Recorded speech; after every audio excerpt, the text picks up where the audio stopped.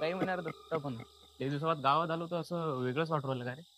हो आता लोकांना घर वगैरे बांधले आता जरा डेव्हलप हो झाला ना, गाव पाय ना आपला. किती हा. दिवस आठवतात रे ते. इथं पहिले आपण खेळत होतो नाही का, हो. इथं घर बांधलं मोठं. ते शाळेवर तर जास्त मजा चालत होती रे बा. शाळेवर हा गंमत. ते आकाशी पाळणा वगैरे होता तिथं, ते झोके खेळत होतो. तू पडला होता का रे, आठवते का? हो अरे वा भयंकर झालं लय तिथे. दिवसावर आलोय.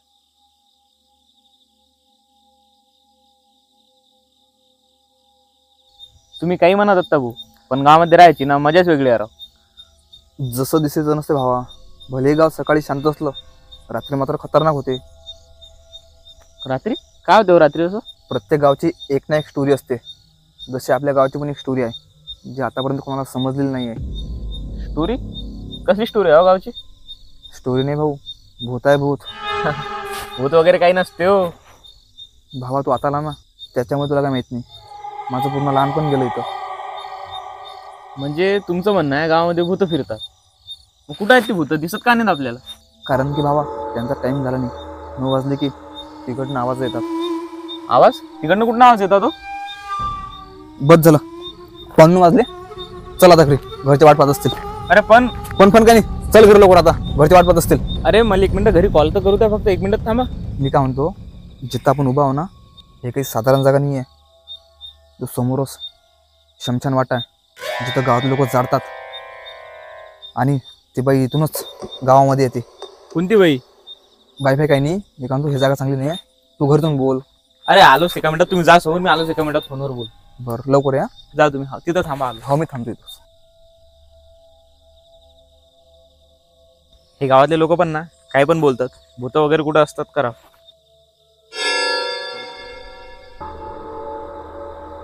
कोण आहेस तू? कुठे चालला? रात्र झाली समजत नाही का तुला वगैरे? अरे काही नाही काका, ते फोन करून आलो होतो घरी, बस 2 मिनिटात फोन करून आलोच.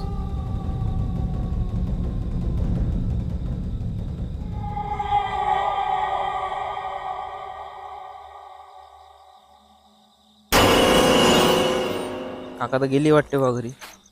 हॅलो, हा बोल ना मम्मी. नाही का, जेवण बाकी आहे अजून. तुझं झालं का? बसलेला होतो का बाय? हो, जातून लवकर घरी जातून. ठीक आहे, कर मग आराम.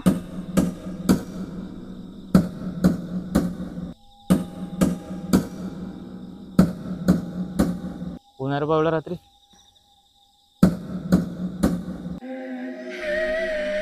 अरे बा, ही कोणती बाई आहे बा एवढ्या रात्री? हेच तर ती बाईने जे दत्तानं सांगितली होती.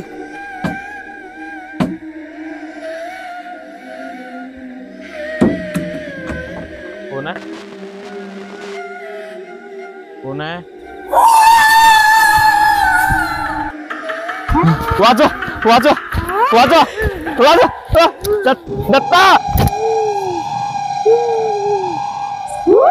दत्ता.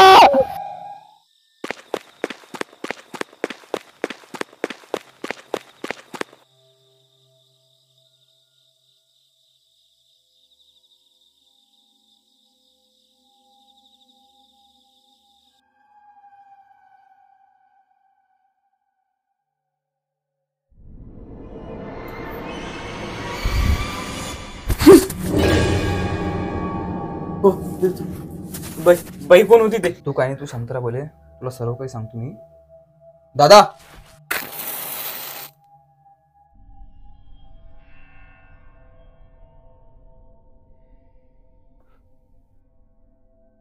ओ दादा.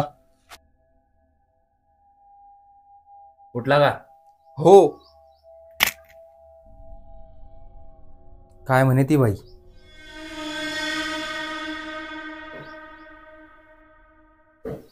काहीच नाही, अंगावर आली होती पण. तुला पण येत होती ते? मला आठवत नाही काहीच रात्रीच. चुकी केली, खूप मोठी चुकी केली तू. पण मी फक्त उभा होतो तिथे. आता ते तुला सोडणार नाही. आता ते तुला नक्की घेऊन जाईल. पण मी काहीच नाही केलं ना. माझ्या काकांनी काही नव्हतं केलं, तरीही त्यांचा जीव गेला. पण ती बाई होती कोण?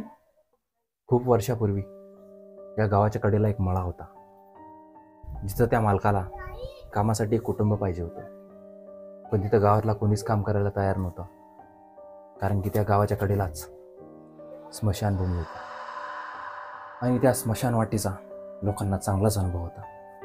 त्याच्यामुळे तिथं काम करायला कोणी तयार होत नव्हतं. आणि बरेच दिवस निघाल्यानंतर मालकाने कुठून तरी एक कुटुंब तिथं कामासाठी आणलं. पण ते कुटुंब कुठचं होतं आणि कोणाचं होतं हे कोणालाच माहीत नाही. रात्री 9 वाजली की त्या मळ्यामधून डबळे ठोकण्याची व ओरडण्याची आवाज यायची. करता करता 15 दिवस निघून गेले आणि रोज रात्री 9 वाजली त्या मळ्यामधून डबळे ठोकण्याची व ओरडण्याची आवाज यायची. आणि ज्या वेळेला तो म्हातारा व्यक्ती गावामध्ये आला तेव्हा समजलं की त्याला मुलांनी घराच्या बाहेर काढलेलं होतं आणि त्याची भाषा पण थोडी वेगळीच होती. रोज रात्र झाली की तो आवाज पण गावात फिरायचा. करता करता बराच वेळ निघून गेला आणि 3 ते 4 दिवस नदीच्या काठच्या मळ्यातून आवाज आलाच नाही.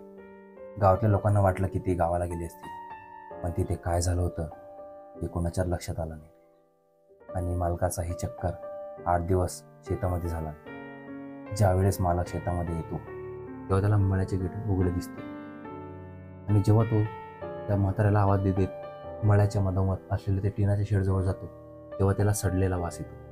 मालकाला जशी शंका येते तसेच तो गावकऱ्यांना ताबडतोब बोलावतो आणि त्या टीन शेडचे दरवाजे तोडून आतमध्ये शिरतो. तर जेव्हा तो समोर बघतो तर काय, दोन्हीही दाम्पत्यांनी गळफास घेऊन आत्महत्या केली होती आणि त्यांना पूर्ण 4 दिवस झाले होते. गावकऱ्याच्या सहाय्यानेच त्यांना तिथेच माती दिली आणि तिथून पासून गावाचा नक्षा बदलला. गावामध्ये 1 महिना पूर्ण भीतीचं वातावरण निर्माण झालं होतं. त्या दाम्पत्यांनी असं का केलं व त्यांच्यासंग काय झालं होतं हे कोणाला समजलं नाही. त्यानंतर जो आवाज रात्रीचा हरवला होता तो पुन्हा 9 वाजता चालू झाला. रोज रात्री 9 वाजली की त्या मळ्यामधून डफळ्याचा आणि ओरडण्याचा आवाज चालू झाला. बऱ्याच लोकांना असा प्रश्न पडला की बहुतेक मालकाने तिथं नवीन दाम्पत्य किंवा एक कुटुंब ठेवलं असेल, पण तसं काहीच नव्हतं. त्यावेळेला काही गावातली मुलं पेरू चोरण्यासाठी त्या मळ्यामध्ये गेली होती आणि जेव्हा ते आतमध्ये जातात तेव्हा आधीच त्यांना कोणतरी मळ्यामध्ये आहे असं दिसते आणि जेव्हा ते त्यांच्याकडे पळत जातात तेव्हा तिथं कोणीच नसते. जसे ते मागं बघतात तर त्यांच्याकडे कोणतरी धावत येत आहे असं त्यांना दिसते. आणि तेवढ्याच भीतीने ते मळ्याच्या बाहेर पडायला लागतात. पण ते मळ्याच्या बाहेर न पडता ते मळ्याच्या मधोमध असलेल्या त्या टिनाच्या जवळ पोचतात. जेव्हा ते त्या मळ्याच्या मधोमध पोचतात तेव्हा त्या टीन शेडच्या मधून एक त्यांना दिवा दिसतो जो त्या घरामध्ये लागलेला असतो आणि त्या घरामध्ये असं वाटतं की कोणतरी धावपळ करत आहे आणि आतमधून जोर जोर घोरण्याचा असा आवाज येतो. आणि त्यानंतर काय झालं हे कोणाला समजलं. आणि मागच्या वेळेला ज्या मळ्यामध्ये 3 मुलं चोरी करण्यासाठी गेले होते त्यामधून फक्त 2च जण वापस आले व एक तिथं गेला आणि तो जो मरणारा होता तो माझा काका होता. बऱ्याचशा लोकांना वाटलं की त्यांना हृदयविकाराचा झटका आला, पण मलाच माहीत आहे की त्यांची मृत्यू कशी झाली होती. त्याच्यामुळे ज्या आतापर्यंत ती बाई ज्यालाही दिसते ना त्याला मारल्याशिवाय राहत नाही. पण तुझं नशीब की तू वाचला. मग गावातल्या लोकांनी त्याच्यावर काही उपाय काढला नाही का? काढला, उपाय पण काढला होता. ज्या टाईमला या गावाचे सरपंच होते त्यांनी एका महाराजांची भेट घेऊन ज्या परिसरामध्ये त्या म्हाताऱ्यांची मृत्यू झाली होती तिथं हनुमानजीचे मंदिर बांधायला सांगितले होते. आणि त्यानंतर लोकांनीही 3-4 महिने चांगल्या आस्थेने तिथे पूजा वगैरे केली. पण त्या महात्म्याने एक गोष्ट आणखीनही सांगितली होती, जर का त्या मंदिराची पूजापाठ जर बंद झाली तर तुमच्या गावावर खूप मोठे संकट येणार आहे. आणि झालेही तसेच. 3-4 महिन्यानंतर जे लोक आस्थेने पूजा करायची ते एकदम करणे विसरून गेले आणि ती बाई पूर्ण गावामध्ये लोकांना दिसू लागली. आजही बरेचसे लोक आमच्या गावामधले गायब झालेले. आणि तुला जे दिसली ना काल ते काही साधारण शक्ती नव्हती, ती तुला मारतच होती. पण तू वाचला, तुझं काय नशीब काय माहिती. पण ते येणार आहे, नक्की येणार आहे. मग आता माझं कसं होईल ते तर मला माहिती नाही, पण रात्रवाच्या उद्या गावामध्ये तू निघून जा. कारण की जर रात्र झाली आणि या गावामध्ये तू तुला दिसला तर ते नक्की तुला हानी पोचवेल. आणि हो, गेल्यानंतर जर रात्री तुला जर असं काही आढळलं तर तिथं बसून हनुमान चालीसा म्हण, ते तुला काहीच करणार नाही. आणि दुसऱ्या दिवशी मला सांग, आपण त्या महाराजाकडे जाऊन त्या गोष्टीचा उपाय काढू. ठीक आहे? आरामशीर जा, रात्र होण्याला जास्त वेळ राहिलेला नाही. चल जा.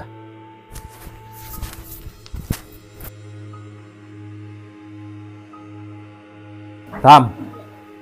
दत्ता, तू त्याला घेऊन बस स्टँडपर्यंत घेऊन जा आणि गाडीत बसल्याशिवाय तू वापस येऊ नको.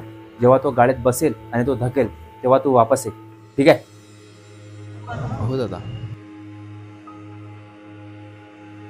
विजयला जी शक्ती दिसली होती ती काही नॉर्मल नव्हती. आणि यापुढे विजयसोबत काय घडलं आणि त्याच्यासोबत काय होणार होतं जर बघायचं असेल तर आमच्या चॅनलला सबस्क्राईब करा आणि व्हिडिओला लाईक करून कमेंटमध्ये पार्ट 2 नक्की लिहा.